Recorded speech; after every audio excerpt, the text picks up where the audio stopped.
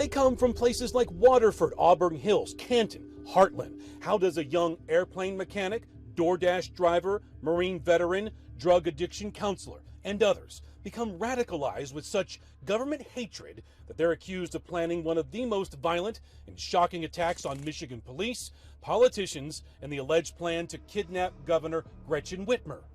The leader of the group, Wolverine Watchman Ty Garbin, taking the witness stand in the federal trial against 4 of the men, walking us through the timeline of events. His attorney, Mark Satawa, speaking with Local 4, can't talk about the evidence in the case while the trial is still going on, but he can see how all of this exploded during state COVID shutdowns. The COVID part of it can't be separated from what our client did. Without COVID, a lot of things would not have happened. And I think that our client's path would have been significantly different but for the pandemic. Croft, Fox, and others were bold about their government hatred on Facebook. The FBI was watching. Government COVID-19 restrictions, Barry Croft believed, state-mandated COVID shutdowns were illegal and equal to treason. June 6th of 2020, Croft had Adam Fox and other anti-government radicals come to a secret meeting at a Drury Inn in a swanky suburb of Columbus. An FBI informant was there recording it all. On those secret recordings, Croft tells the group, quote, "I might murder a cop, put his uniform on, and murder feds. I am not being hypothetical," and quote, "I am going to terrorize. We are all terrorists." Then the alleged plot, Garbin says, took off. June 18th of 2020, Adam Fox goes back to Michigan and attends this Second Amendment rally at the state capitol. That was a recruiting mission. Fox met Ty Garbin, the leader of a group calling themselves the Wolverine Watchmen. The FBI was on to this also. The informant says Fox was laying out a plan to use 200 men to launch a violent attack on the state capitol, and he had a target, Governor Gretchen Whitmer. The goal? Kidnap her and put her on trial for her COVID executive orders, or capture and hang politicians. The deadline?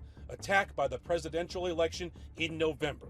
The member of the group went to police, and the FBI wired him for sound. Again, Ty Garbin pled guilty to his role and testified against the other members of the Wolverine Watchmen. And on the witness stand, Garbin made a stunning admission about why they allegedly wanted to kidnap Governor Whitmer. It's something we haven't heard before.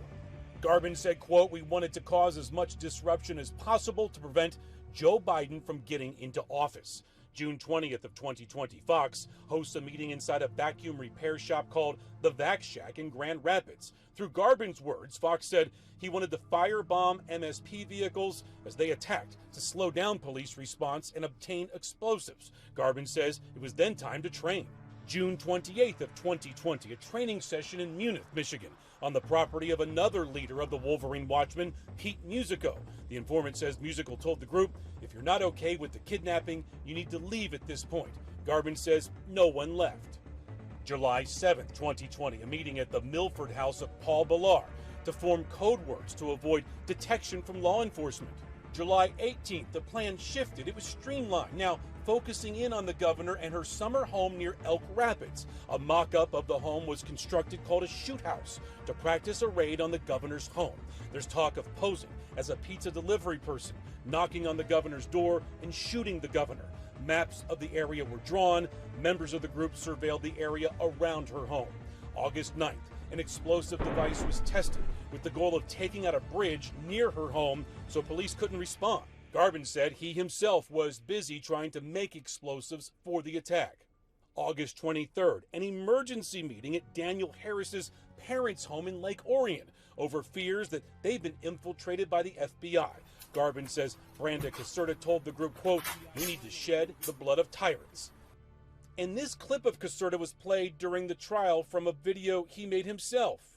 If we're doing a recon or something and we come up on some of them, dude, you better not give them a chance. You either tell them to go right now or else they're going to die, period. August 24th, FBI informant recordings are made of Croft and Fox talking about kidnapping Governor Whitmer and leaving her stranded on a boat in the middle of Lake Michigan to send a message to politicians around the country. October 2020, with the election approaching, the FBI became worried that the group would get their hands on explosives and go through with the assault on the governor. October 7th, 2020, Garvin and Fox went to Ypsilanti. He says for Fox to make a payment on explosives, the FBI had heard enough. Agents were waiting for them, saying they had to act then to break up the plot before it could go any further. Mark Satawa says Ty Garvin pled guilty and testified against his own group in hopes of getting a lesser prison sentence. But Satawa says Garvin is truly remorseful and taking responsibility was the right thing to do.